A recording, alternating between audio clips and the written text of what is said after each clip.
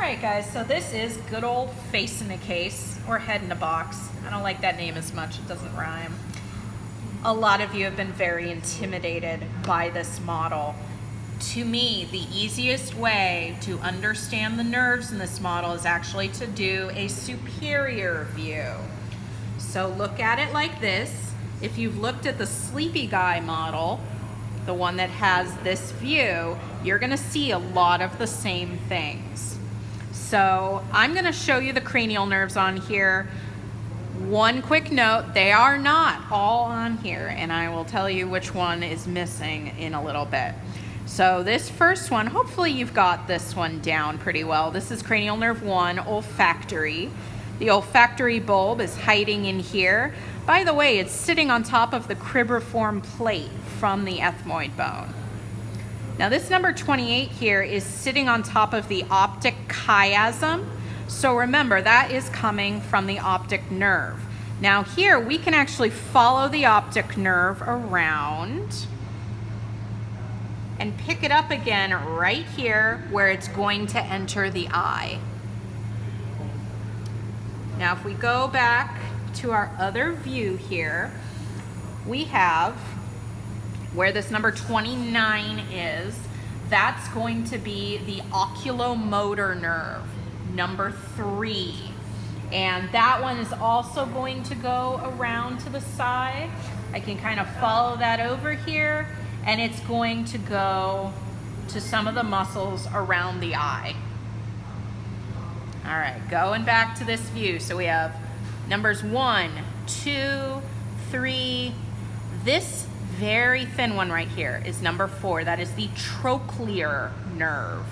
And that one, I'm not gonna bother to follow that around. It's pretty much just going around to one muscle that's going to be above the eye.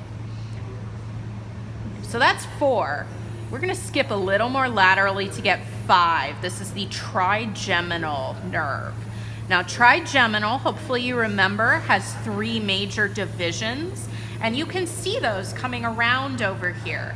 So this one is the ophthalmic division, here's the maxillary division, and here's the mandibular division. And a lot of the branches you're seeing in here are coming from trigeminal. We're not gonna worry about those individual branches, but you can really get an appreciation for just how much the trigeminal nerve does. Now moving it back into our superior view here. So I had 1, 2, 3, 4, 5.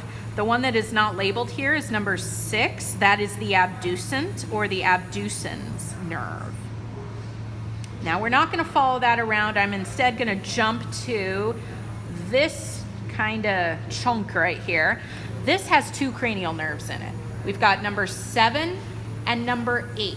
So 7 is the facial nerve, 8 is the vestibulocochlear nerve.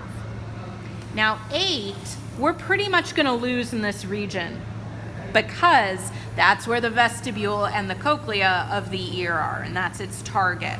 But we can pick up some of facial right here, and we can follow it around just a little bit. So that gets us through number 8. We then go into this jugular foramen right here. Now, if you're paying real close attention, you know that there's 3 nerves that should be going through here, but we're only seeing 2. That's because number 11 is not present in this model. So this one is number 9, that is glossopharyngeal. And then this is number 10, vagus. So I'm just gonna follow vagus down, and we're basically going to come down along this artery here, which I'll name for you in just a minute, but that's your vagus nerve. So we have to skip 11, and then the last one, number 12, is right here. So that is cranial nerve 12, the hypoglossal nerve, going through the appropriately named hypoglossal canal. So those are your cranial nerves. Remember, try to look at the simpler view to understand what you're seeing on the side. I'm gonna rotate it slowly really quickly in case you need to do that rotation yourself.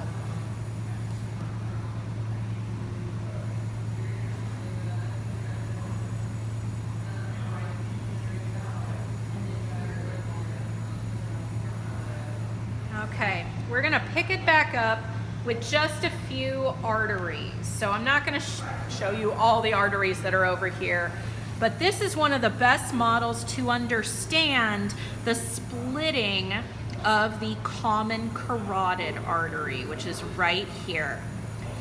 This one that's posterior is the internal carotid artery. Internal carotid basically takes a straight shot up to the brain. External carotid artery is the one that has quite a few branches to it.